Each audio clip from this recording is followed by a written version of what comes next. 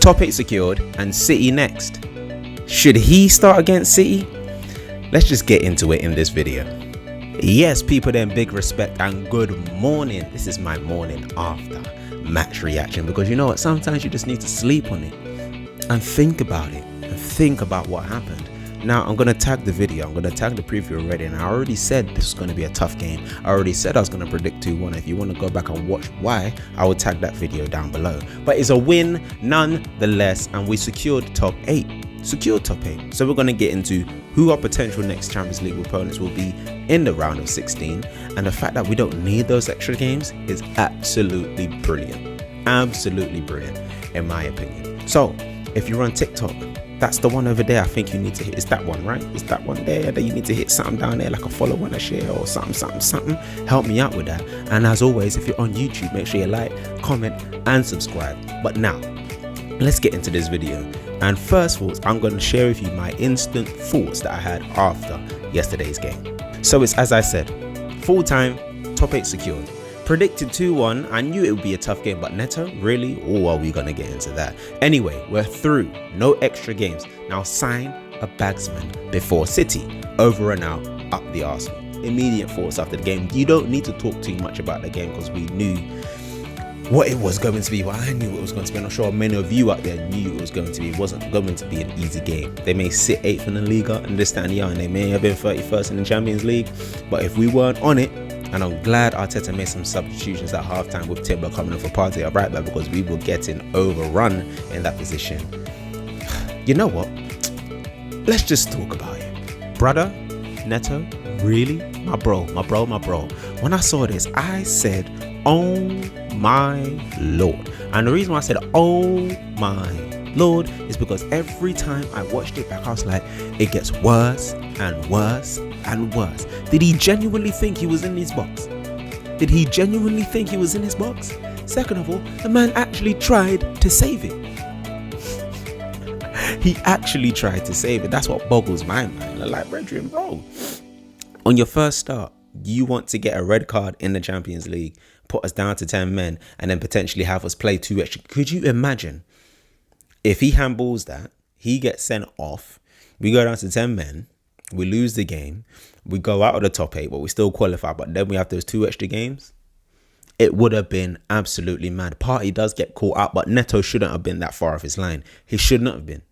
And then we go 1-0 down. 1-0 down, and I'm thinking, oh Lord. And even after that as well, for like a 2-3 minute spell, correct me if I'm wrong, people, but for about 2-3 minutes, they were just cutting us down. They were just cutting us, and they had a couple opportunities where they could have went 2-0 up, but we got lucky. We did get lucky because someone decided to play basketball in their box. We was awarded a penalty, and Jorginho slots it away nicely. But then again, as I think about it, the keeper actually could have saved it. The keeper actually could have saved it at the time, which is very, very interesting. But we did get the equalizer, and we absolutely needed that. Now, I want to mention something very quickly before I talk about the next goal. I want to go back on something. I want to talk about this goal again, because the reason I want to talk about this goal, because literally 30 seconds before this, or a minute before this, Calafiori gets caught. He scores, makes us go 1-0 up, but the goal is offside, and he's about a meter offside, which is annoyingly. And then unluckily, in a twist of fate, when we saw this goal go in, we actually I thought it may have been offside, but when you see the line, the furthest player on the other side, Calafiori is actually keeping him onside. So Calafiori had a part to play in those couple of minutes, but it's unlucky. It happens. It absolutely happens. Now, let's talk about the man of the moment. What can I say about Ethan and Nwaneri that hasn't already been said? Someone tell me something about Ethan that hasn't already been said. Starboy 2.0, one of the best young talents in the Premier League. He's already doing it on the Champions League stage, but we're not going to get into that conversation. I'm not going to say anything else like that. But at the same time, he's fantastic. Did you see his goal yesterday and throughout most of the game? As well, at the same time, cutting up players, this, that, and the other, chopping inside. The close control is brilliant. There was one thing I actually really liked about his performance. It's not even just the goal. It wasn't even just the way he played. It was the second half. I don't know if anyone noticed, but he came out in the second half, short sleeves. Man came out in the short sleeves, and I was like, okay, You mean business. You mean business. And I like that from a 17-year-old that is actually showing how to lead this team. Similar to Saka, but anyway, big goal from Nwaneri. Fantastic goal that puts us 2-1 up, and it's the winning goal. His first goal in the Champions League is the winning goal for Arsenal to secure the top 8. It's not bad for your first Champions League start, sir. It's not bad at all, and it's only going to go upwards. So as I said, Calafiori scores an offside goal, then keeps the other player onside for them to go 1-0 up. Obviously, we know about Nwaneri being as brilliant as he is. Raheem Sterling, my brother Sterling. Okay, he had a decent game, but when you get the opportunity to take a penalty, it was a decent penalty. The keeper makes a good save, but it's just like, this man can't catch a break at the moment. I didn't want to post a picture by himself. I wanted to post him with other players and this, that, and the other to take the heat off him. But Sterling, he's going through a rut, to say the least. And I do feel sorry for him. But then at the same time, I'm like, brother, come on. You played at Man City. You've played at Liverpool. You've played at these teams and this, that, and the other. You've really performed. I don't know what's happening right now. I don't know what's going on in his head. But it was just bad luck from him yesterday. Such bad luck. Anyone can miss a penalty. Odegaard didn't step up. I don't know if he was taken off at that time, but Odegaard didn't step up.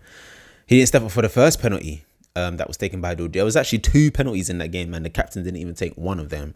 And is that because when he missed against United in the FA Cup? Is that why? I don't know. But you are the captain, and you should be taken up to take penalties anyway. But I understand giving them ball to Sterling, giving them confidence like we did for Havertz against Bournemouth.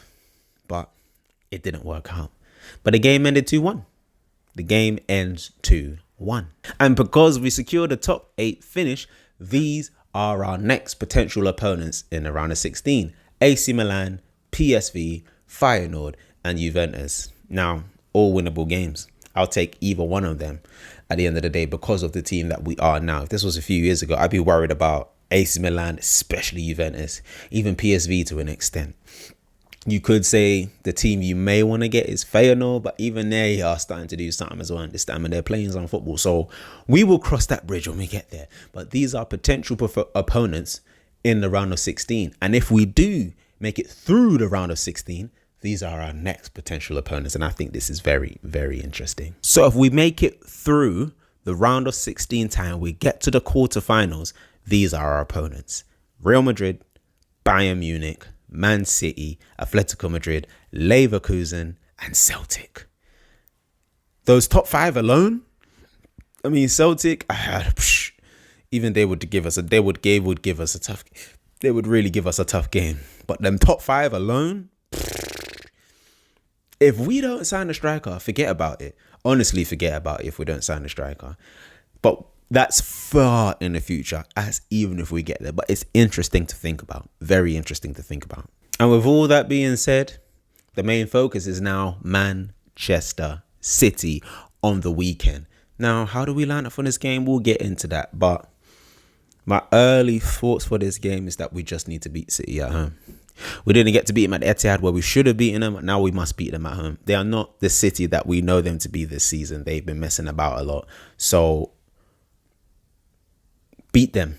All I'm going to say is beat them. We must beat them at the Emirates. That's it. Nwaneri has to start. I'm sorry, he just has to start. In my head, the perfect scenario for me is that we're winning the game comfortably by about 70 minutes. You could take Nwaneri off because I don't want him to play 90 minutes. I want him to play football, but I don't want him to play the whole game because he's young. I need to protect him, but definitely he does start against City. So that's it for my morning after match reaction. I hope you enjoyed it. Make sure you like the video, share it. Make sure you comment down below. If you're on YouTube as well, make sure you like, comment, subscribe, and look out for my next video on Manchester City building up to Man City. Love and guidance, everyone. Peace.